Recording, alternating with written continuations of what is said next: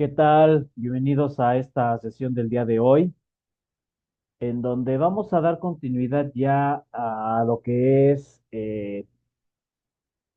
su programa de estudios, pero estamos por entrar ya a la parte final. Vamos a abordar las últimas dos unidades, en donde vamos a hacer referencia a lo que es el Sistema Interamericano de Derechos Humanos, la propia Comisión Interamericana de Derechos Humanos, qué es la Corte Interamericana de Derechos Humanos, sus facultades, de acuerdo a lo contencioso, de acuerdo a lo consultivo, para qué fue creada, cuál es el modelo de creación de esta convención y sobre todo terminaríamos ya con lo que es el Sistema Nacional de Derechos Humanos. Aquí, bueno, no me voy a tener mucho, pero vamos a establecer ya los parámetros de cómo está el sistema, está integrado el sistema interamericano de derechos humanos. ¿Sí? Partiremos por entender qué es el Sistema Interamericano de Derechos Humanos, de acuerdo a ciertas directrices que lo han marcado.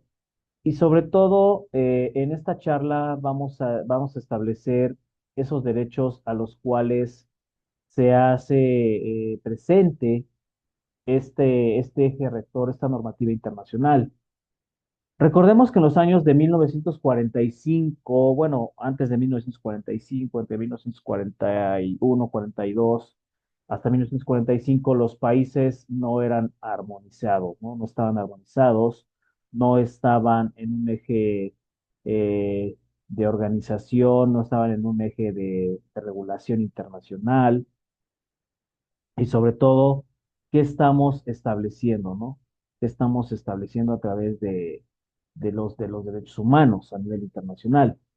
Entonces, parte de esta historia radica en que los Estados Unidos en sí del continente americano, todos los estados del continente americano, impulsan una iniciativa sobre desarrollo progresivo al reconocimiento actual y al nivel regional de los derechos humanos. Que por otro lado, en 1948 se va a aprobar una carta establecida de la Organización de los Estados Americanos, lo que es la OEA, y a la par la Declaración Americana de Derechos y Deberes del Hombre. Es decir, que a través de estas cartas, en 1959 se crea la Comisión Interamericana de Derechos Humanos, la CIDH. En 1969 se adopta como convención esa Carta de los Derechos Humanos y su entrada en vigor es en el año de 1978, que se establece no nada más esa convención, sino también se establece una Corte Internacional en materia de derechos humanos, es decir, la Corte Interamericana de Derechos. ¿Cuáles son los miembros parte? Pues todos los que se adhieran al tratado y todos los que se adhieran a esa Declaración Americana de Deberes del Hombre.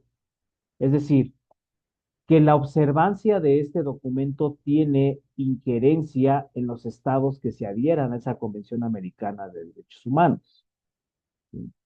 Ahora, en sí, ¿qué es la convención? Bueno, pues es un documento que establece los, los estatutos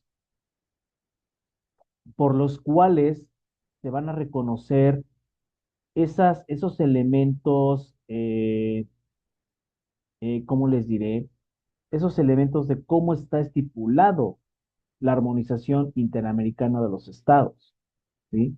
¿Cómo vamos a establecer esos parámetros de oportunidad? ¿De acuerdo?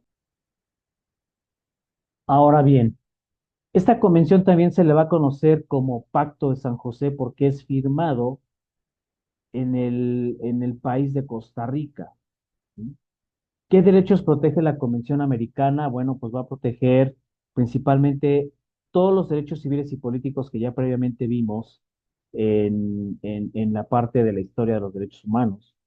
Y recordarán que ahí hay una historia previa y sobre todo que del estatuto de la Convención reconoce a través de un documento llamado eh, Tratado Internacional. Y el Tratado Internacional como tal establecemos que del derecho de tratados se va a definir como esas reservas para interpretar el acuerdo internacional por escrito entre dos estados y que se va a regir por las normas y características del derecho internacional.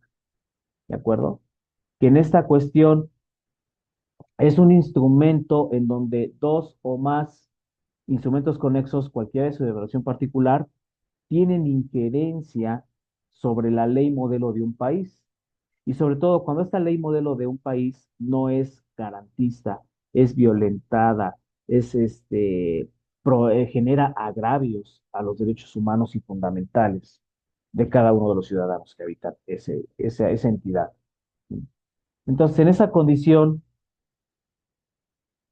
el tratado internacional tiene que estar debidamente legislado y debidamente aprobado por el Senado de la República en el caso de México.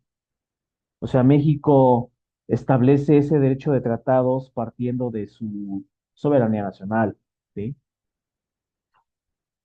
Pero también establece ese instrumento rector para que establezcamos esa condición por escrito sobre derechos conexos, sobre cualquier denominación particular. Y sobre todo, jóvenes, que entendamos que tratado internacional funge como una fuente del derecho, funge como un acuerdo del derecho internacional público y privado. Que los tratados internacionales también se les llaman cartas internacionales, estatutos, acuerdos, convenciones, pactos y protocolos que aplican a la buena voluntad de los sujetos intervinientes para obligarse con ese pleno conocimiento de poderes. ¿Sí? De ahí algunos ejemplos, pues la Convención de Viena en el Derecho de Tratados, la Convención de Viena sobre los Derechos de los Tratados y Organizaciones Internacionales. Ahora, ¿qué elementos debe contener un tratado? Bueno, pues la firma, porque los efectos del consentimiento del acto jurídico siempre nos establecerán ciertas condiciones de existencia y requisitos de validez. Y la firma es el principal elemento que da formalidad a este tratado, ¿sí? Porque ahí adoptan las reglas, los estatutos jurídicos, el intercambio de instrumentos, que sería el segundo criterio. ¿Por qué? Porque ahí se establecen los efectos jurídicos que van a tener injerencia en el Estado que se está adheriendo a ese tratado internacional. Que se ratifique, se acepte y se apruebe a efectos de que los sujetos de derecho que están interviniendo lo acuerden, que lo firmen, para que lo acepten y lo aprueben con los plenos poderes que implica esas negociaciones internacionales. Desde luego, se tiene que mostrar una voluntad del Estado parte para que se ratifique como instrumento internacional y a la vez vinculante y obligatorio con la ley modelo y que desde luego establezca una adhesión posterior. Ujú. Esa adhesión al tratado va a mostrar que los acuerdos han sido celebrados, aprobados y sobre todo legislados en el Congreso de la Unión para que nosotros entendamos que los sujetos van a formar parte de una nueva ley que va a modificar incluso hasta el sistema jurídico. Ahora, que de este tratado son tratados bilaterales porque participan dos sujetos de derecho o pueden ser multilaterales porque van a participar dos o más sujetos de derecho. ¿De acuerdo? Entonces, con estas calidades, recordemos que el tratado internacional va precedido de obligaciones, pero también de derechos, y que de forma simplificada va a establecer las obligaciones administrativas o técnicas que requieran esa solemnidad para los procedimientos adecuados. ¿Sí?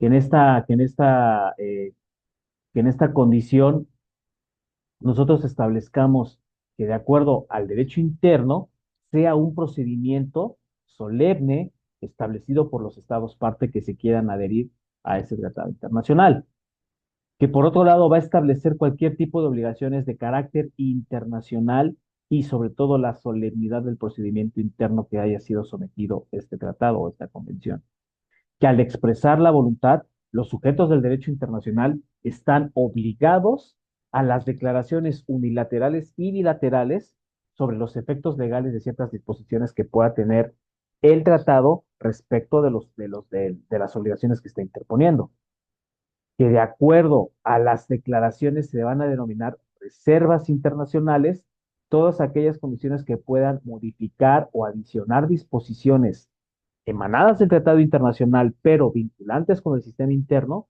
para que puedan sosagar ya condiciones de agravios a derechos humanos. ¿Sí? Obviamente, los sujetos de derecho internacional pueden reiterar la voluntad para obligarse a ese tratado o bien para que se relacione, además de derecho internacional, un estatuto internacional llamado denuncia. ¿Sí? Pero que de acuerdo a esa creación de derechos y obligaciones, las partes del tratado, sus efectos son vinculantes, independientemente de la ley modelo que se trate.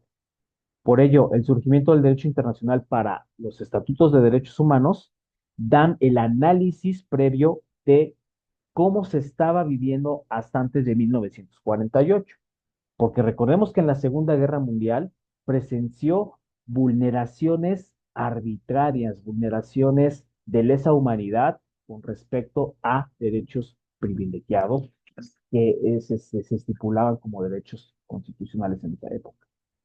Obviamente, hay una declaración universal en donde se resuelve en la Asamblea de General de las Naciones Unidas que el tratado surge como una directriz para formar nuevos estatutos y nuevos lineamientos para el respeto de los derechos de dignidad de las personas, lo que hace el modelo ONU. Pero que de acuerdo a esta condición, México se adhiere por ahí de los años 60 a esta convención y sobre todo, ¿cómo va a ser partícipe de esta cuestión? Pues modificando el modelo interno, porque recordemos que hay una reforma súper importante en la materia de derechos humanos, que es la del 10 de junio del año 2011, en donde se modifica su artículo primero, precedido de agravios en contra del caso Expediente Varios 912-2010, que ya previamente analizamos, que ese sentido va a reconocer al tratado internacional no como una ley superior de la Constitución, porque recordemos que los tratados jamás podrán estar por encima de la Constitución. Podrán estar a la par en materia de derechos humanos, pero que en este sentido, el derecho privilegiado que tiene el tratado internacional me va a establecer un argumento y sobre todo un poder revisor a la Constitución política. ¿Sí? Porque va a dejar abiertas esas posibilidades de protección cuando la Constitución ya no esté siendo tutelar de derechos humanos. Que por otra parte, de acuerdo al derecho pro persona, el Estado mexicano tiene la obligación de proteger a cada individuo en toda su esfera social y en toda su esfera jurídica, de acuerdo a la jerarquía de normas. Por eso, el principio pro persona atenderá a que todos los derechos son exclusivos de los seres humanos, son atendidos para los derechos de las personas. ¿Sí? Entonces, hablaba yo de lo que es el sistema ONU, lo que es el sistema de Naciones Unidas. La ONU, al ser un conjunto de dependencias, van a ser conocidas como delegaciones o como agencias, y que va a estar constituido por diferentes programas, diferentes fondos, órganos y organismos especializados. Y cada una de estas entidades tiene un presupuesto propio, tiene órganos rectores y establece sus propias normas y directrices, que pueden prestar asistencia técnica en materia de todas las esferas sociales y jurídicas que hacen el plano territorial a nivel internacional. Y en este caso, la actividad económica y social. El sistema ONU se organiza, ¿por qué? Porque a través de sus reuniones se van a discutir problemas comunes del mundo. Se van a encontrar soluciones de carácter compartido.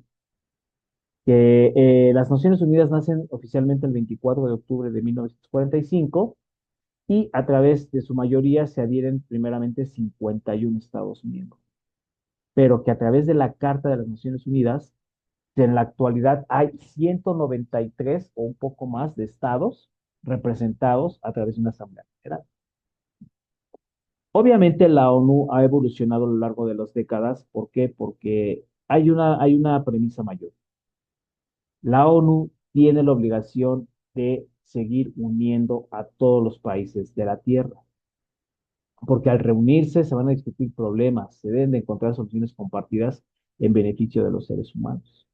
porque de acuerdo con la evolución de la ONU, se van a discutir ciertas condiciones de cómo resarcir algunos daños, efectos del calentamiento global, por ejemplo, de la desnutrición, porque para eso está el modelo UNICEF, de la cuestión educativa, de la cuestión jurídica. Entonces, la ONU parte de ciertos estatutos y ciertos ejes principales que componen a su carta, ¿no? La Asamblea General, que es el órgano representante normativo y que va a deliberar todas las decisiones de los estados que participen en la Asamblea. Que la toma de decisiones es de vital importancia para la paz y seguridad de los países, pero también para la paz y seguridad de aquellos nuevos miembros que se quieran adherir a ese tratado. ¿Sí? Desde luego, el Consejo de Seguridad, que es muy importante. El Consejo de Seguridad tiene la principal responsabilidad de mantener la paz y seguridad internacionales de todos los estados que fungen como modelo ONU, porque cada uno tiene un voto y cuentan con el poder de veto, porque están obligados a adoptar las decisiones de ustedes. El Consejo de Seguridad también tiene la labor de establecer las cuestiones de sanción cuando haya amenazas a la paz pública de todos los países. Cuando desde luego haya actos de agresión entre naciones y sobre todo que si hay partes involucradas en un conflicto se lleve a acuerdos pacíficos, no a acuerdos por las armas, no a acuerdos por invasiones, no a acuerdos por términos de líneas bélicas. Obviamente el Consejo de Seguridad puede imponer sanciones a aquellos estados parte que incumplan los estatutos de la ONU y sobre todo que con autorización del propio Consejo de Seguridad, se utilice la fuerza para restablecer y mantener la paz pública. ¿De acuerdo? Ahora, tiene un Consejo Económico y Social porque también trata asuntos de carácter económico, medio ambiente y la revisión de las políticas que se adoptan para la coordinación y sobre todo la creación de recomendaciones. Al establecer objetivos, debe establecer un mecanismo central para que se atiendan las necesidades primarias respecto de los campos económicos, sociales y medioambientales. ¿Sí? Que a través de sus 54 miembros, la ONU es una plataforma de carácter central para que se haga una reflexión previa, se entre a un debate y se innove ese pensamiento crítico sobre el desarrollo sostenible. O sea, ¿cómo vamos a sostener ahora las economías en pleno siglo XX? Que de acuerdo al Consejo de Administración Fiduciaria que se establece en el año de 1945, en su carta en el capítulo 13, la ONU establece que se debe supervisar internacionalmente 11 territorios que están bajo la figura del fideicomiso. ¿Para qué? Para que efectos de administración aseguren la autonomía y la independencia de esos miembros parte. Que todos los territorios que estén bajo la figura del fideicomiso obtienen su autonomía y su independencia a través de las operaciones de administración fiduciaria. ¿Sí? Obviamente hay una Corte Internacional de que es un órgano que se encarga de establecer juicios contenciosos cuando haya condiciones de lesa humanidad, cuando haya crímenes por genocidio, cuando haya crímenes que atenten contra la propia dignidad de las personas. ¿Sí? La Corte Internacional de Justicia se encuentra en Países Bajos, ahí en la ciudad de La Haya, y que de acuerdo a sus principales estatutos es menester resolver bajo acuerdos internacionales las disputas legales que presenten cada uno de los estados que se sientan vulnerables o vulnerados eh, en sus estatutos jurídicos o en su soberanía nacional. ¿Sí? Ahora, obviamente la Corte Internacional tiene la obligación de emitir esos dictámenes consultivos sobre las cuestiones planteadas a discutir y sobre todo a solucionar.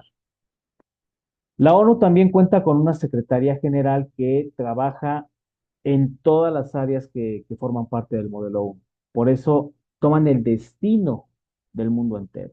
¿Sí? Y el secretario general, como jefe máximo y oficial de la Organización de las Naciones Unidas, es un símbolo de idealidad. ¿Por qué? Porque es el portavoz de los intereses de los pueblos a nivel internacional. Y sobre todo, se va a centrar particularmente en los pueblos pobres y vulnerables. ¿Sí, jóvenes? Bien.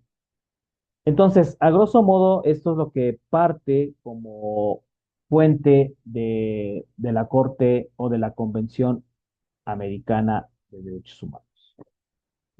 La Convención Americana de Derechos Humanos se celebra en San José de Costa Rica en el 22 de noviembre del año 1979 y bueno, va a proteger esas cuestiones eh, de lo que es la igualdad ante la ley, los derechos políticos, los derechos a la propiedad privada, de protección a la familia, la correlación de deberes y derechos, órganos competentes a la protección y las medidas de protección, y el establecimiento de la Corte Interamericana de Derechos Humanos, ¿sí? La Comisión Interamericana de Derechos Humanos. Es decir, que nosotros vamos a tener también un tribunal especializado, ahora sí, en materia de vulnerabilidad de derechos humanos. ¿De acuerdo? Entonces, en esta cuestión, la Corte Interamericana, perdón, la Convención Interamericana va a establecer parte del sistema regional de protección de derechos humanos, ¿sí? Esta parte de protección de derechos humanos establecerá plenos regionales, plenos universales, plenos nacionales, de acuerdo a cada uno de los modelos que se está atendiendo. Por ejemplo, el modelo africano, que tiene una corte africana, el modelo interamericano que hace su corte interamericana y su Convención Interamericana de Derechos Humanos, el Tratado de Teherán, por ejemplo, ¿sí? Entonces, en esta línea, el Sistema Europeo de Derechos Humanos como parte interamericana va a haber un marco regional de protección en Europa, un consejo técnico, reconoce los derechos civiles y políticos, hay una Carta Social Europea y desde luego tiene un tribunal europeo en materia de derechos humanos. Al Tribunal Europeo le corresponden las funciones de admisibilidad, cumplimiento de sentencias, temas actuales sobre novedades, etcétera, ¿no? Al sistema africano de derechos humanos le va a competir una comisión de derechos humanos y reconocimiento de los pueblos, y sobre todo que su corte africana tiene retos de ejecución y cumplimiento de sentencias. Ahora, específicamente nosotros en nuestro sistema interamericano, partiendo del continente donde nosotros habitamos, ya lo dijimos, sus principios para esa vigencia de derechos parten del año de 1945 como una consecuencia de la Segunda Guerra Mundial, que en el año de 1948, a través de la Carta de la OEA, se establece la Declaración Americana y Universal de Derechos Humanos.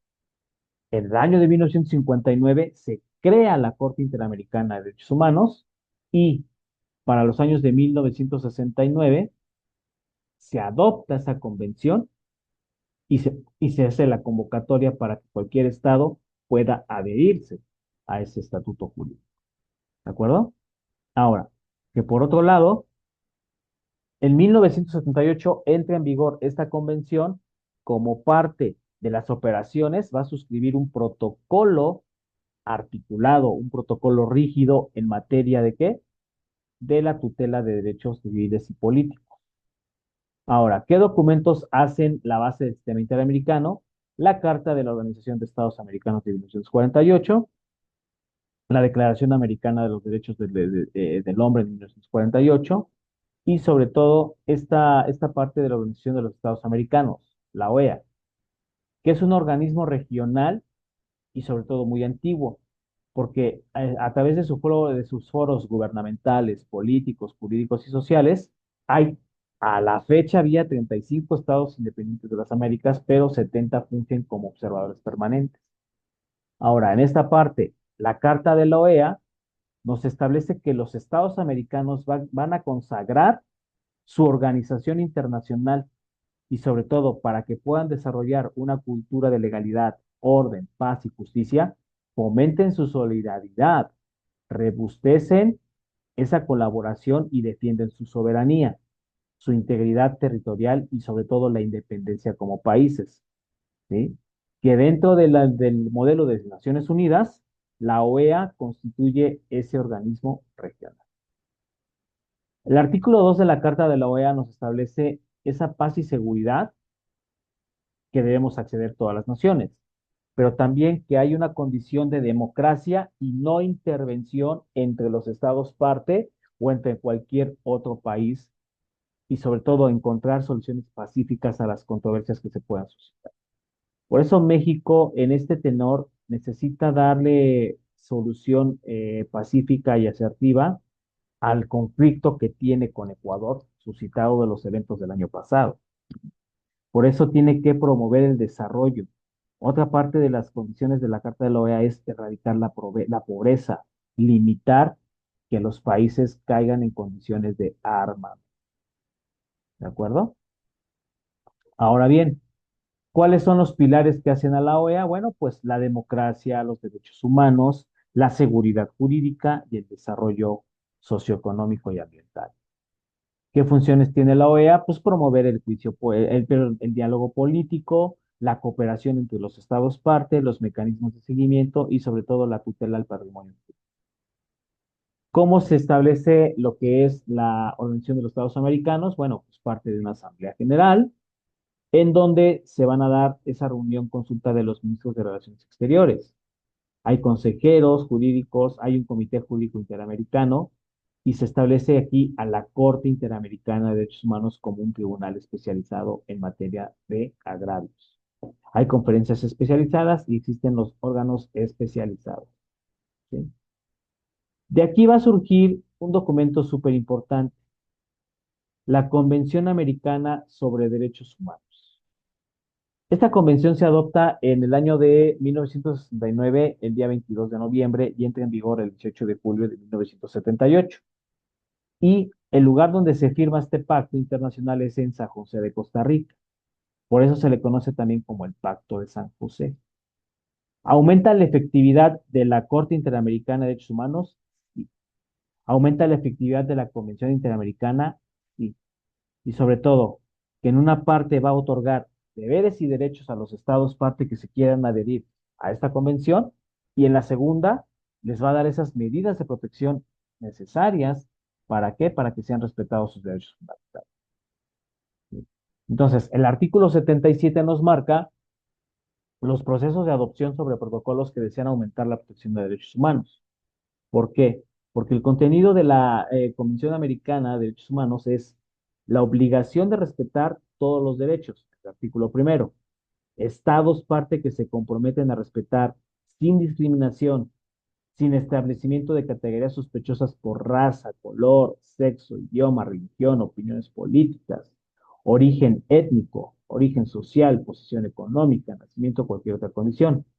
Y que una vez establecido ese deber de aceptar las disposiciones de los derechos universales, aceptan las disposiciones al derecho interno, es decir, que esta convención es vinculante y obligatoria con mi modelo interno, que se obligan a adoptar las medidas legislativas de diferentes caracteres, ¿sí? Que el artículo cuarto señala el respeto a la vida. ¿Por qué? Porque la vida es el bien jurídico tutelado que poseemos en mayor rango de elevación los seres. ¿De acuerdo? Que por otra parte, se proteja la integridad física, psíquica y moral de los individuos que habitamos no solo nuestro país, sino todo el globo terráqueo. Que por otro lado prohíbe la tortura, los tratos crueles, inhumanos, las condiciones degradantes, ¿sí? Que deben de prevalecer las condiciones dignas durante la privación de la libertad de algunos PPLs o algunas personas imputadas por delitos. Que hay una separación entre los condenados por un delito o los sentenciados y procesados por un delito. ¿Sí? Obviamente, el artículo séptimo reconoce sus derechos de libertad a la seguridad personal, a las causas legales, a la prohibición de detenciones arbitrarias, que esto aquí en México es muy grave, a las cuestiones de garantías al debido proceso, a la presunción de inocencia más que a la presunción de culpa, al establecimiento de esas condiciones de los principios que rigen al proceso penal, acusatorio y adversarial específicamente hablando de México. En su artículo 13 habla de la libertad de expresión, que es esa libertad de buscar, recibir y difundir información. prohíbe la censura, establece responsabilidades ulteriores, prohíbe la incitación a través de la violencia, nos da en el artículo 24 igualdad de protección a la ley, que todos los hombres y mujeres somos iguales ante la ley. Esto lo podemos correlacionar con el artículo cuarto constitucional. Protección judicial, desde luego, establecer los recursos efectivos. ¿Sí? En su artículo 63, esta convención nos habla sobre aquellas reparaciones donde se haya consolidado que hubo agravios a los derechos fundamentales de las personas. Es decir, que estas reparaciones se decidan cuando se considere hubo violaciones graves a derechos de libertad protegidas en la Convención. La propia Corte Interamericana va a disponer que se garantice a esos afectados o lesionados el goce a su derecho a la libertad, ¿sí? Pero también se va a disponer una reparación del daño por las consecuencias que hayan sufrido y la configuración sobre los estatutos de vulnerabilidad, es decir, que se pague una indemnización justa, que se otorgue una reparación adecuada y una disculpa. Bien, y entonces estas reparaciones también aplican para lo que es una indemnización justa para la parte lesionada, sea el Estado parte o sea el individuo que ha sufrido esas vulneraciones a la parte de sus derechos fundamentales. Parte de los derechos y deberes del hombre, de acuerdo a esta Declaración Americana, nos dice que, de acuerdo con la Convención, se adopta en 1969, que se firma en San José de Costa Rica, que es un tratado de carácter internacional, pero obligatorio y vinculante para los estados parte, que establece la creación de una Corte Interamericana y una Corte, perdón, de una Convención Interamericana y una Corte Interamericana que son competentes del Sistema Interamericano de Derechos Humanos, de acuerdo a los derechos civiles y políticos con los que se van a protocolizar esos adicionamientos y, sobre todo, la materia especializada en derechos económicos, sociales y culturales. Ahora, el Protocolo de San Salvador también forma parte de una convención adicional a la Convención Americana de Derechos Humanos, en donde va a establecer las directrices sobre derechos económicos, sociales y culturales. ¿De acuerdo? Y que en esta parte también reconoce un compromiso para ese uso y logro progresivo de los DESCA, ¿sí? Que optimicen los estados estos mecanismos de protocolos para el establecimiento de mejoras ambientales, de mejoras económicas, de mejoras continuas. Ahora, que de acuerdo a los protocolos también se abole, hay un protocolo relativo a la abolición de la pena de muerte, protocolo adicional a la Convención Americana de Derechos Humanos que se suscribe en 1990 y específicamente protege el derecho a la vida, prohíbe la aplicación de la pena de muerte. Recordemos que en México está prohibida la pena de muerte y todos aquellos estados parte que se adicionaron a la Convención Americana tienen abolida la pena de muerte. Ahora, otros documentos del sistema interamericano, bueno, pues se desprenden esos protocolos interamericanos para prevenir y sancionar la tortura, la Convención Interamericana para prevenir y sancionar, erradicar la violencia en contra de la mujer, es decir, la Convención Belém do Pará. Adopta su nombre de esa convención de la ciudad de Belém do Pará, Brasil. Por otra parte, la Convención Interamericana sobre Desaparición Forzada de Personas, la Convención Interamericana para la Eliminación de todas las formas de discriminación contra las personas de discapacidad, la Convención Interamericana contra el Racismo, Discriminación Racial y formas conexas de intolerancia, aparte del Comité CEDAW.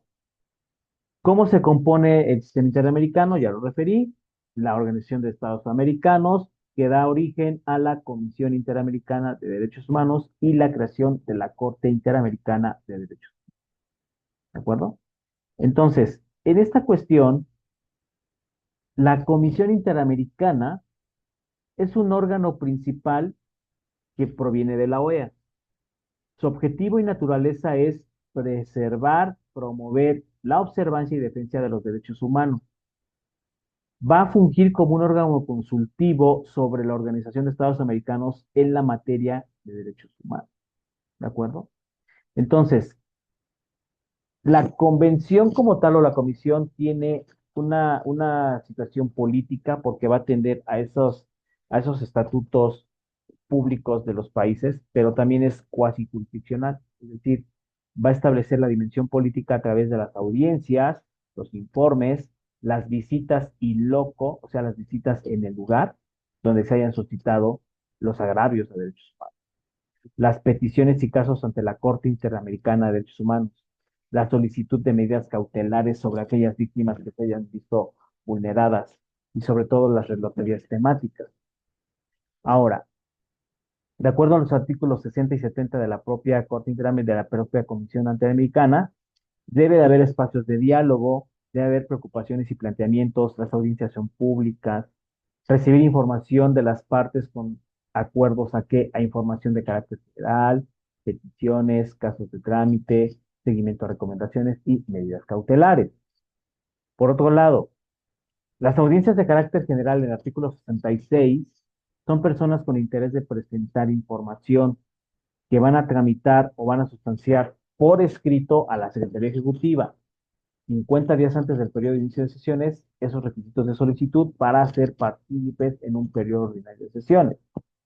Que de acuerdo a las audiencias de peticiones y casos se deben recibir los informes necesarios 50 días antes del inicio del periodo para que en audiencia pública se haga valer esa solicitud de parte, se le agregue notificación de fecha, hora y lugar. ¿Qué son las visitas in loco? Son un mecanismo de protección y tutelar de derechos humanos cuando tengan objeto que se hayan visto vulnerados todos aquellos países materia protectora de derechos humanos. ¿Cuál es su objetivo principal? Bueno, realizar un monitoreo sobre la situación general en cuestión de derechos humanos sobre países o algunas temáticas específicas. ¿Cómo se originan? Bueno, a través de iniciativa propia por parte de la misma convención o bien a solicitud o interés expreso del Estado parte. Puede ser a solicitud también de la OEA o del mandato de la Asamblea General. ¿Cuánto dura la visita in loco? Aproximadamente entre 4 y 5 días de estancia en el país. ¿Qué tipo de visitas van a hacer el personal de las convenciones? Bueno, van a hacer un monitoreo para ver cómo está operando el modelo interno con respecto de la tutela de derechos humanos. Requieren autorización, facilitan el diálogo, deben acotarse temas específicos materia de agravios en derechos humanos. Se concluyen con observaciones finales y van a estar financiadas por la Corte Interamericana, la Convención Interamericana de Derechos Humanos. ¿Qué tipo de trabajo promocional hacen? Bueno, promocionan eventos públicos. No requieren audiencia, si no es necesario, solo se le informa al Estado parte sobre esta visita y hay un financiamiento externo. De aquí se van a desprender los informes anuales en materia de derechos humanos de un Estado sobre temáticas y peticiones hechas. ¿Para qué? Para compilación sobre los avances, desafíos, logros y actividades institucionales del Estado parte, recomendaciones y observaciones, y se van a entregar 2 volúmenes como fuente de información confiable. Esto de acuerdo al artículo 59 de la propia convención. ¿Sí? Obviamente, en los capítulos debe de haber un capítulo de inclusión de Estado miembro sobre violaciones graves a los elementos de democracia, sobre estatutos de situaciones que afecten gravemente y seriamente el uso y disfrute de los derechos humanos. Informe sobre derechos humanos de un Estado. ¿Por qué? Porque aquí el Estado debe estar aprobado el informe del Estado, más bien, tiene que estar aprobado por la Convención Interamericana, la Comisión Interamericana. El Estado formula esas aportaciones y observaciones necesarias en un caso determinado para que la propia comisión las evalúe y pueda ver esas desviaciones y observaciones públicas. Los informes temáticos son protocolos e informes que van en atención a personas trans, a personas con diversidad de género, niñez, adolescencias, empresas, estándares en derechos humanos, derecho a la protesta anticorrupción, derecho a la reconocimiento de los pueblos indígenas, de los pueblos raciales, como por ejemplo en México los pueblos afromexicanos. Las relatorías temáticas tienen su fundamento en el artículo 15 de la propia convención y el objetivo es especializar esos grupos de situaciones en vulnerabilidad.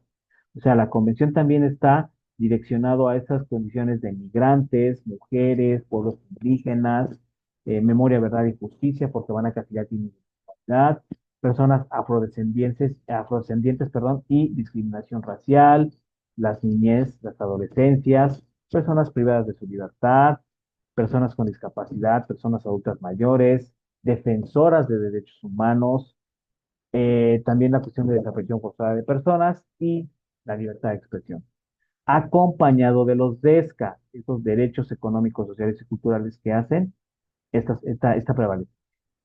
¿De acuerdo? Ahora, de aquí ya entendimos cómo opera este factor de la Convención Americana de Derechos. Ya entendimos que es un tratado internacional, ¿sí? Pero necesitamos establecer estas directrices de cómo opera la Corte Interamericana.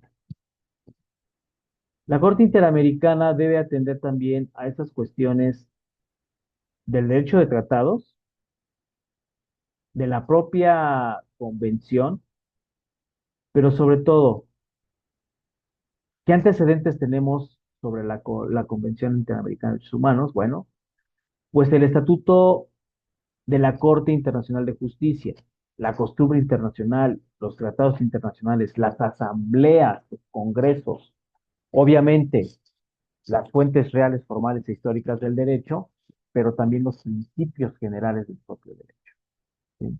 Tenemos estas condiciones de cómo la doctrina también va a aplicar elementos estatutarios como fuente del derecho internacional.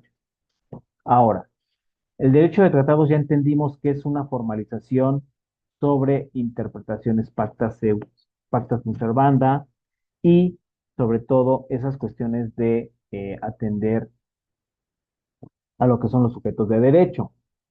Ahora, ya entendimos que la formalización de un tratado se va a dar a través de la firma, la ratificación, la aceptación y la aprobación de los congresos nacionales, en este caso. ¿De acuerdo? Que también un país que se adhiere se obliga desde la entrada en vigor del tratado a esa reserva. Ahora, ¿por qué se habla de reservas? Porque la reserva es una declaración unilateral sobre cualquiera de los estados que se haya enunciado y denominado por firmar, ratificar, aceptar y aprobar este tratado internacional. En el caso de México, aceptar, adherirse al Pacto de San José, Costa Rica, tiene efectos jurídicos que van a estar en ciertas disposiciones a la aplicabilidad de la norma del Estado. Y que de acuerdo a la declaración interpretativa, la declaración integral del Estado parte, sea enunciado o denominada, es firmar, aceptar y aprobar que el tratado modifique esos efectos jurídicos. ¿De acuerdo? Ahora, ¿qué límites hay para la reserva? Bueno, que la reserva esté prohibida por los propios estatutos del tratado, que el tratado disponga únicamente de determinadas reservas y que la reserva sea incompatible con el objeto fin del tratado. ¿Sí? ¿Qué ejemplos podemos tener como reservas? Bueno, de la Convención Americana sobre Derechos Humanos, el derecho a la vida, porque toda persona tiene derecho a que se le respeten sus derechos, que estén protegidos por la ley, a la libertad de conciencia y religión, y sobre todo el culto. ¿Cómo será una declaración interpretativa en el Estado mexicano? Bueno, partiremos del artículo cuarto constitucional, en el párrafo primero, sobre la expresión en general que constituye la obligación de adoptar una legislación que proteja a la vida a partir de la concepción. Esto tiene que ver con el Código Civil. Y que por otra parte el gobierno de México no nada más se limita al contexto jurídico de la Constitución, sino también los tratados internacionales de los que es parte. ¿De acuerdo? Ahora, en esta cuestión, podemos hablar de la Convención Interamericana sobre Desaparición de Personas, desaparición forzada de personas, ¿sí?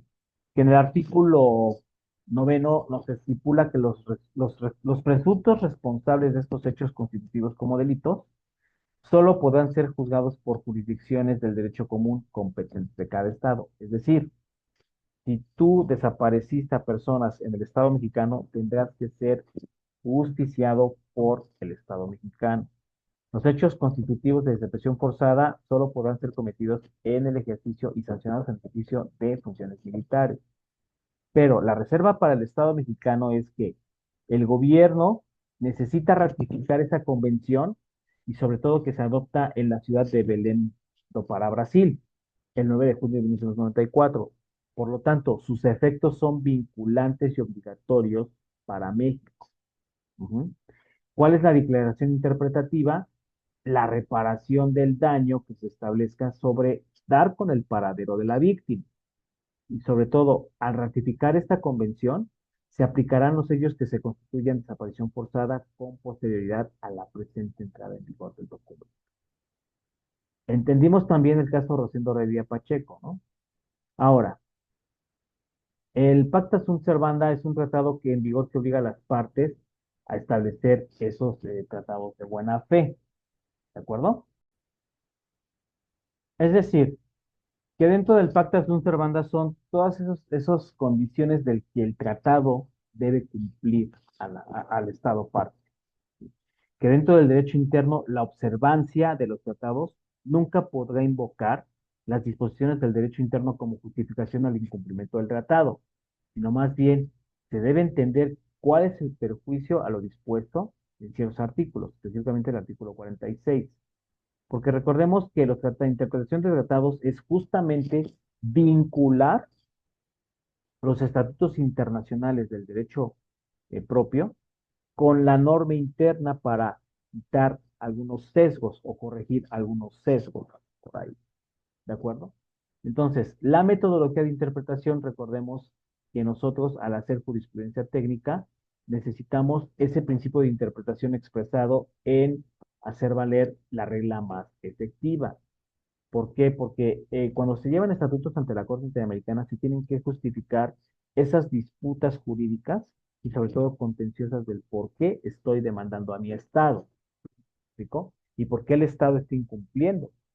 Entonces, en esta cuestión puede haber nulidad de tratados a través de el jus cogens por error o dolo o los vicios del consentimiento, que pudiera haber corrupción por parte del Estado al ratificar el tratado internacional o, en su defecto, que el Estado ha sido coaccionado para firmarlo y adherirse a ese tratado. Obviamente México no está en esos supuestos porque México se adhiere de buena voluntad y sobre todo atendiendo a las jerarquías de las normas jurídicas. Recordemos que las fuentes del derecho no se establecen que la piramidal de Hans Kelsen siempre estará la Constitución por encima en el puntal más alto, siempre estará la Constitución como ley suprema, ¿de acuerdo? Ahora, de acuerdo al Jus Cogens, en el artículo 53 de la Convención, que se adopta en 1969, los tratados siempre están en oposición a las normas imperativas del derecho internacional general, es decir, Cogens. O sea, que todo tratado es nulo cuando al momento de su celebración se oponga a las normas imperativas del derecho internacional. Pero una norma imperativa del derecho internacional generalmente es aceptada y reconocida por la comunidad que se adhiere a los tratados internacionales y sobre todo que no puede ser modificada ulteriormente a nivel en el mismo carácter. Entonces, en esta cuestión, la costumbre siempre nos va a generar que la costumbre prueba sobre parte ya aceptada de un derecho, ¿sí? Y en esta parte se enuncian los instrumentos eh, de lo que es lo objetivo y lo subjetivo. La práctica reiterada de una conducta, pero en la correlatividad de la práctica de esa conducta obligatoria es el jus necessari, ¿sí? Atenderá también a las cuestiones de los principios generales del derecho, a las cuestiones de equidad, certeza jurídica, de las condiciones sobre esos antecedentes previos que ya tuvimos. ¿De acuerdo? Entonces, vamos a establecer estas condiciones del por qué la Corte Interamericana funge como una directriz importantísima en el modelo interamericano de derechos humanos.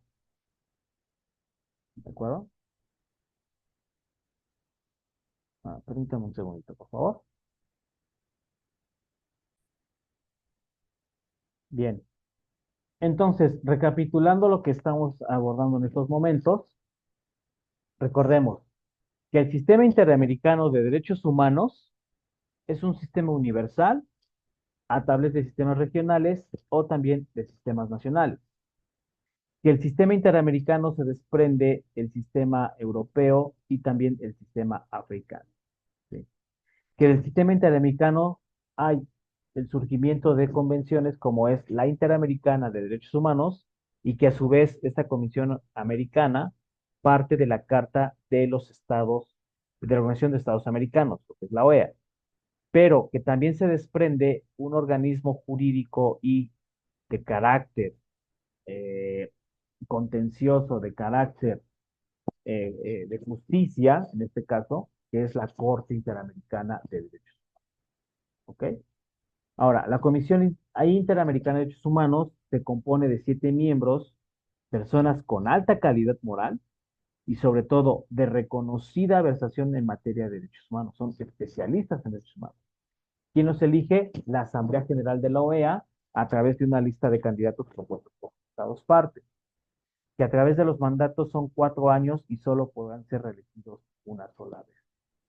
¿Qué funciones tiene la Comisión Interamericana? Ya lo abordamos: promover derechos humanos, emitir recomendaciones a los estados parte, informes sobre el desempeño de funciones del informe anual y atender a consultas de la Secretaría General de la OEA. Obviamente, las peticiones individuales. ¿De acuerdo? Bien. Ahora, entrando en materia, nosotros establecemos que para poder establecer una contienda cuando el Estado ya no me es garante, nosotros necesitamos recurrir al tratado internacional. ¿Por qué? Porque en esta cuestión la Corte Interamericana funge como un órgano jurisdiccional. Es decir, nosotros en la instancia de parte entendemos que si ya no es garante la norma interna, puedo recurrir al tratado internacional, pero que específicamente cuando se trate de violaciones graves a derechos humanos, en donde el Estado o sus autoridades han perjudicado a mi derecho individual, a mi derecho personal, yo puedo interponer, sí, una denuncia, una demanda en mis estatutos jurídicos nacionales. ¿Mm? El derecho de petición, el derecho de instancia de parte. Pero que si a través de esta instancia de parte el Estado mexicano me ha vulnerado mis derechos, será la Suprema Corte de Justicia de la Nación quien, como órgano principal y máximo tribunal constitucional, resuelva esos agravios. Pero que si esos agravios no son resueltos, yo puedo recurrir a los instrumentos internacionales, entre ellos la Corte Interamericana. ¿Por qué? Se compone de 7 jueces nacionales entre los Estados miembros de la organización y solo puede haber 2 jueces de la misma nacionalidad. Se eligen por votación secreta con la mayoría de votos a través de la Asamblea General de la Organización de los Estados Americanos, la OEA, de una lista de candidatos propuestos por los mismos estados partes, y se van a encargar durante 6 años de ocupar ese lugar para ser reelegidos solamente una sola vez. ¿Sí? Obviamente aquí los jueces ad hoc son los jueces llamados a conocer de los casos que fueran de nacionalidad entre las partes y otro estado en el caso de designar a personas a la elección de la Corte. ¿Dónde está la sede de la Corte Interamericana? En Costa Rica. ¿Sí? ¿Qué competencia tiene? Bueno, va a someter a las partes adheridas a la Convención Americana de Derechos Humanos y de la Comisión Interamericana de Derechos Humanos a esos juicios de índole contenciosa por los cuales el ciudadano puede estar denunciando agravios. En esta cuestión, los estados miembros de la OEA, tanto de la OEA como los estados miembros de la Convención Americana de Derechos Humanos, van a establecer las opiniones consultivas. Esto viene en el artículo 64 de la Convención Americana de Derechos Humanos, que a tenor nos dice que los estados miembros de la organización podrán consultar a la Corte acerca de interpretación sobre la propia convención y de los tratados que concierne a la protección de derechos humanos. Pero que podrán consultarlo en acuerdo de competencia y sobre todo que relacionados con el numeral del capítulo 10, la Carta de los Estados Americanos, debe estar reformada por un protocolo en Buenos Aires. Entonces, la Corte, a solicitud del Estado miembro, dará opiniones acerca de la compatibilidad de sus leyes internas con los instrumentos que se facultan en la Convención Americana. Aquí estamos cuadrando norma interna, norma externa. ¿Sí? Es decir, México, para poder establecer los criterios del expediente varios 912-2010, del expediente del caso Campo Algodonero, entre otros más, solicitó las opiniones consultivas de la Corte Interamericana de Derechos Humanos, no obstante que estaban judicializados esos casos. Ahora, ¿cuál es el reconocimiento de la competencia contenciosa de la Corte Interamericana? Que cada Estado parte puede depositar esos instrumentos de ratificación o adhesión a la Convención posteriores a declarar ese reconocimiento obligatorio con pleno derecho y sobre todo estipular los casos relativos a interpretación conforme. Ujú. ¿Cómo se declara la competencia contenciosa de la Corte Interamericana por México específicamente? Bueno, se declara ese reconocimiento el 16 de diciembre de 1998, en donde reconocen como obligatoria y en pleno derecho la competencia contenciosa de la Corte Interamericana sobre los artículos 62.1 y correlacionado con el artículo 33 de la Constitución Política. Ujú. Entonces, en esta cuestión, esa aceptación de competencia contenciosa va a establecer cuestiones de aplicabilidad a los actos jurídicos sobre los que el Estado mexicano sea sometido a esos efectos contenciosos. ¿De acuerdo? Obviamente, la aceptación de competencia no modifica la estructura ni dogmática ni orgánica de la Constitución. Simple y sencillamente estipula ciertas modificaciones por las cuales el Estado mexicano pudiera estar cometiendo agravios a derechos humanos. ¿Ok? ¿Cuál es el proceso que tienes para sustanciar un caso en la Corte Interamericana? Bueno, el primero de ellos es agotar el principio de instancia en tu estado, en tu país. ¿De acuerdo? ¿Para qué? Para que la Corte reciba ese informe de la comisión, solicite la información del Estado parte y a las partes agraviadas, para que en este sentido las audiencias sea entre el Estado, los representantes de las víctimas o ofendidos y la propia Corte Interamericana. Se van a emitir sentencias en donde se va a dar una exposición de motivos preliminares de fondo para poder llegar a las reparaciones del daño adecuadas. Subsecuentemente, que en el caso de que las partes lo soliciten, la interpretación de la sentencia de un procedimiento de cumplimiento de la misma. Es decir, México ha sido sentenciado por varios estatutos de la Corte Interamericana. O sea, no nada más es establecer estas cuestiones a priori. O sea, la Corte Interamericana es un tribunal regional, es un tribunal con justicia de carácter autónomo, que tiene como objetivos interpretar casos sobre violaciones graves de acuerdo a la Convención Americana de los Derechos Humanos, promover la defensa de cada uno de los derechos humanos de las personas y tiene una función contenciosa y consultiva. ¿De acuerdo? Entonces, en este caso, las funciones de la Corte Interamericana son medidas provisionales, opiniones consultivas y presencia contenciosa. El criterio de oportunidad para el reconocimiento de competencia lo dará en qué casos es competente aplicar el criterio de la Corte Interamericana, o sea, en qué casos te van a recibir tus demandas, tus denuncias, ¿sí? Los requisitos que deberá contener esos estatutos de denuncia, esos estatutos de demanda. ¿Quiénes pueden presentar esos casos ante la Corte Interamericana? Los estados parte y la propia eh, Corte Interamericana o bien la propia convención, porque no atiende a peticiones formuladas sobre organizaciones o individuos. O sea, aquí el estado parte tiene que solicitar la intervención de la Corte Interamericana. ¿Por qué? Porque de acuerdo a los criterios de aplicabilidad,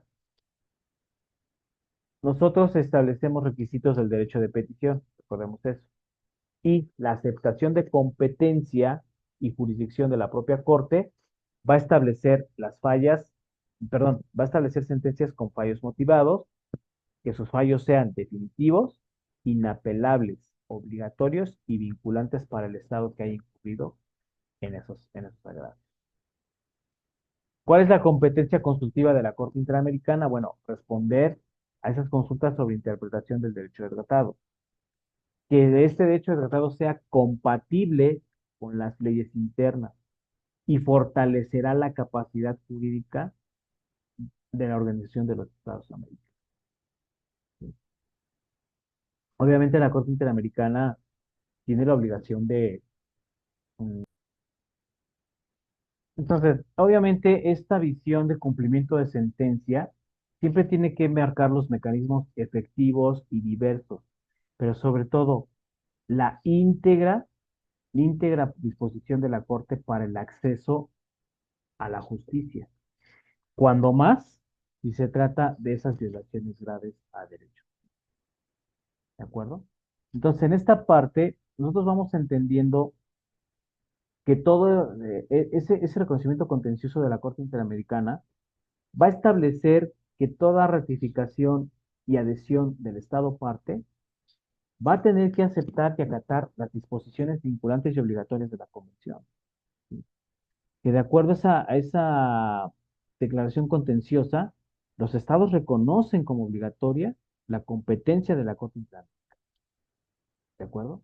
Y sobre todo, que se acepta esa competencia sobre condiciones de vulnerabilidad, sobre condiciones de cómo no se ha cumplido los estatutos jurídicos.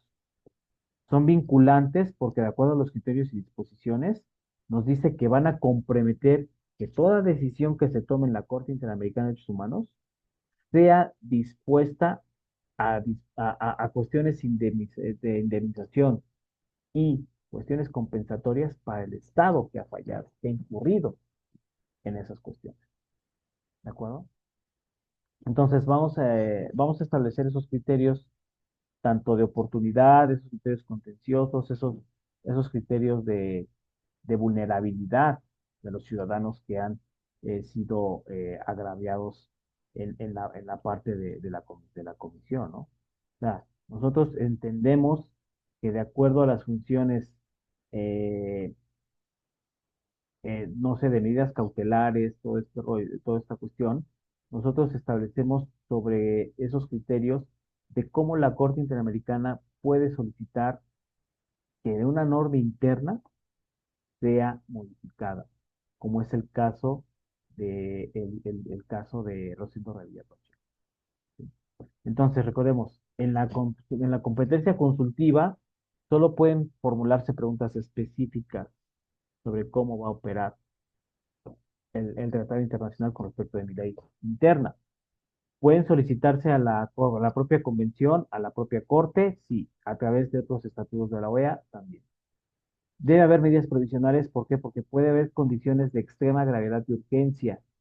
Sobre todo, ahí pongo el ejemplo de Marisela Escobedo, ¿no?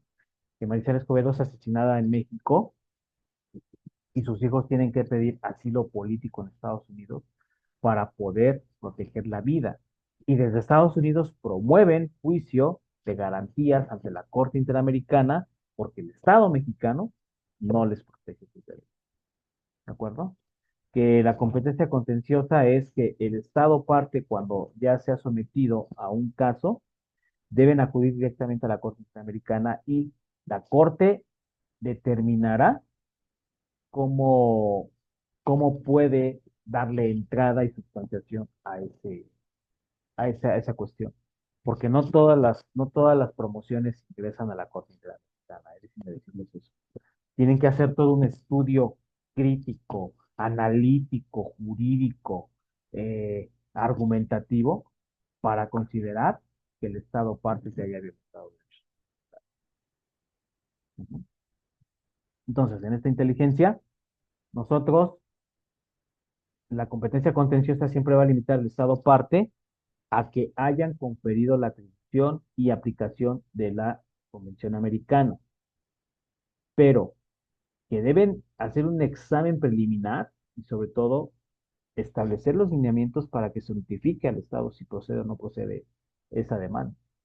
Que el Estado también pueda contestar, dar contestación a esas pretensiones y a esos agravios, que es un procedimiento oral, que es un procedimiento también escrito.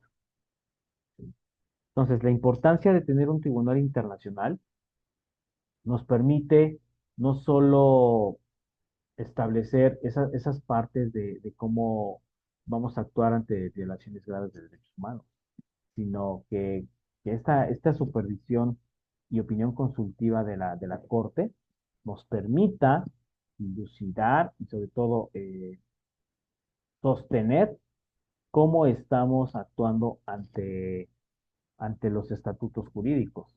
¿Sí? Entonces, en esa línea, la Corte Interamericana de Derechos Humanos siempre va a establecer esas cuestiones de órgano principal y autónomo para promover y proteger derechos fundamentales, para promover y tutelar derechos humanos a nivel internacional. O sea, muy lamentablemente México pues está en desacato por varios casos, sobre todo, yo creo que el más relevante es el de Rosendo Radilla Pacheco, porque ahí México no ha dado la disculpa pública, México no ha entregado el cuerpo, México no, hasta cierto punto creo que no ha indemnizado a la familia. Y entonces en esa cuestión, el plan estratégico de la Corte Interamericana establece que nosotros pudiéramos establecer esas facultades de redacción y composición de la Corte Interamericana. Entonces, recordemos que el derecho de tratados, esa es uno de los privilegios que nos da al establecer esas cuestiones, ¿no? De entender cómo estamos trabajando en nuestros sistemas judiciales para no llegar a esas condiciones de poder de entablar juicios de manera internacional, juicios de carácter internacional. Por eso la visión de la Corte Interamericana es establecer hemisferios democráticos, inclusivos y comprometidos para la protección y tutela de derechos humanos de todas las partes, ¿sí? Que vivan con igualdad, equidad y justicia, que vivan con esa cuestión de cómo está estipulado el tribunal y sobre todo cómo es que nosotros estamos atendiendo al cumplimiento, a la aplicación e interpretación de las normas de derecho internacional con respecto de las normas de derechos humanos, perdón, ¿sí? Y que en esta cuestión las medidas provisionales tengan a prevenir daños irreparables sobre las personas que han sido vulneradas de derechos fundamentales. O sea, desgraciadamente no tendríamos por qué llegar a los tribunales internacionales si el sistema interno operara con solidez, operara con profesionalidad, operara con esas cuestiones del establecimiento y respeto a los derechos fundamentales y a las garantías nacionales que hacen de México. Entonces, el papel que representa hoy día tener una corte internacional, nosotros vamos a establecer esos criterios de oportunidad para mantener el orden público y el orden social, pero sobre todo el orden jurídico cuando se trate de esas condiciones de violaciones graves a derechos humanos. ¿De acuerdo?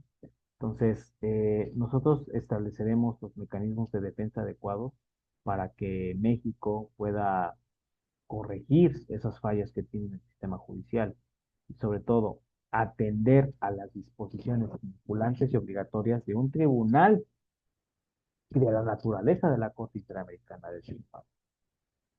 Hay más protocolos, no nada más está el de Rosendo Padilla Pacheco, está el caso Campos Bodonero, está lo que es la parte de Maricel Escobedo, entre otras cuestiones, ¿no? Entonces, el caso de Edith Ochoa, que salió más o menos hace año y medio, 2 años, en donde es una abogada activista de derechos humanos que es asesinada, hay violaciones a la escena del crimen, hay violaciones al debido proceso, porque la familia es quien empieza a establecer esta parte de acceder a la justicia, ¿no? Para, para su familiar, y desgraciadamente el Estado mexicano es omiso. La familia decide llevar el caso a la Corte Interamericana y la Corte Interamericana determina que sí hay agravios a la parte de la muerte del patrón. Entonces, lo sentencia de nueva cuenta, está obligado a dar una indemnización, está obligado a ofrecer la disculpa pública y está obligado a corregir esas fallas del sistema policial en México. Pues hasta aquí mi participación. Les agradezco mucho la atención prestada y bueno, si quieren nuestro canal, regálenme un like y bueno, que tengan una excelente tarde-noche. Muchas gracias.